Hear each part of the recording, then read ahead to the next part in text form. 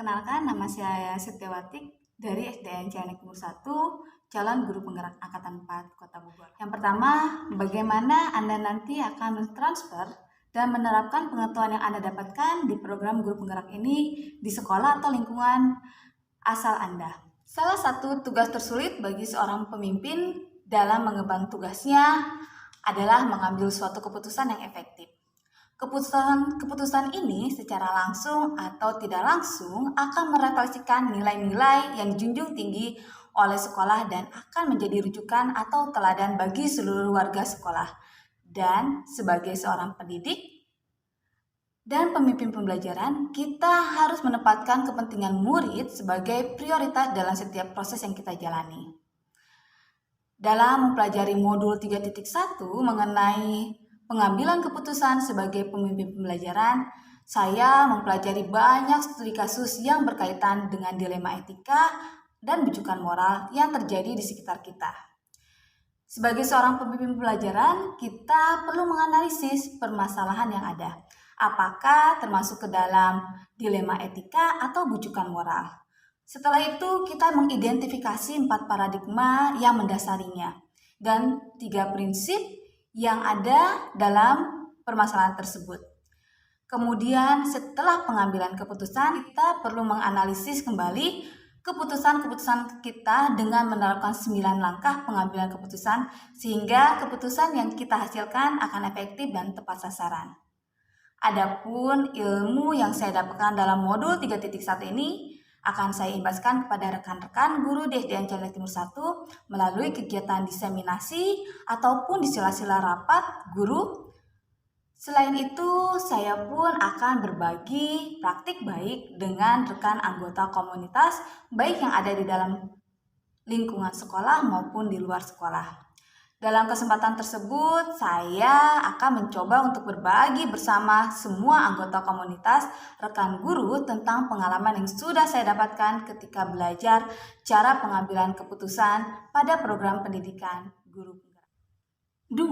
Apa langkah-langkah awal yang akan Anda lakukan untuk memulai mengambil keputusan berdasarkan sebagai pemimpin pembelajaran? Dalam mengambil suatu keputusan tidak akan luput dari masalah dilema etika atau rujukan moral.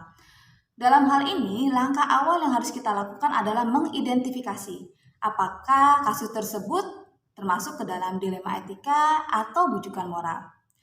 Ketika kita menghadapi situasi dilema etika, akan ada nilai-nilai kebajikan yang mendasari, yang bertentangan seperti cinta dan kasih sayang, kebenaran, keadilan, kebebasan, persatuan, toleransi, tanggung jawab, dan penghargaan akan hidup. Ada 4 paradigma dalam dilema etika. 1. Individu lawan masyarakat. 2. Rasa keadilan lawan rasa kasihan. 3. Kebenaran lawan kesetiaan, dan 4. Jangka panjang lawan jangka pendek.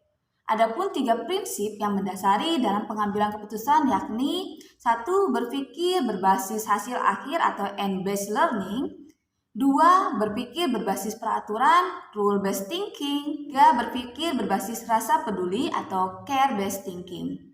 Setelah mengidentifikasi 4 paradigma dan 3 prinsip yang ada dalam dilema etika, maka langkah selanjutnya adalah menerapkan 9 langkah dalam pengambilan keputusan, sehingga menghasilkan keputusan yang efektif. 3. Mulai kapan Anda akan menerapkan langkah-langkah tersebut? Hari ini, besok, minggu depan, hari apa?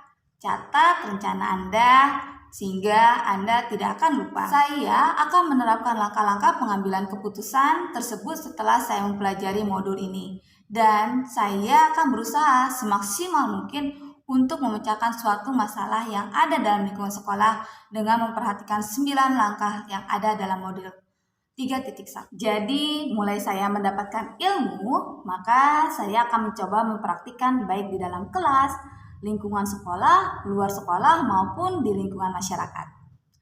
Untuk langkah selanjutnya, saya akan menerapkan secara berkelanjutan dengan melakukan diseminasi dengan rekan sejawat sekolah saya yang insya Allah akan diagendakan sebelum pelaksanaan penilaian akhir tahun di akhir bulan Mei. 4. Siapa yang akan menjadi pendamping Anda dalam menjalankan pengambilan keputusan sebagai pemimpin pembelajaran?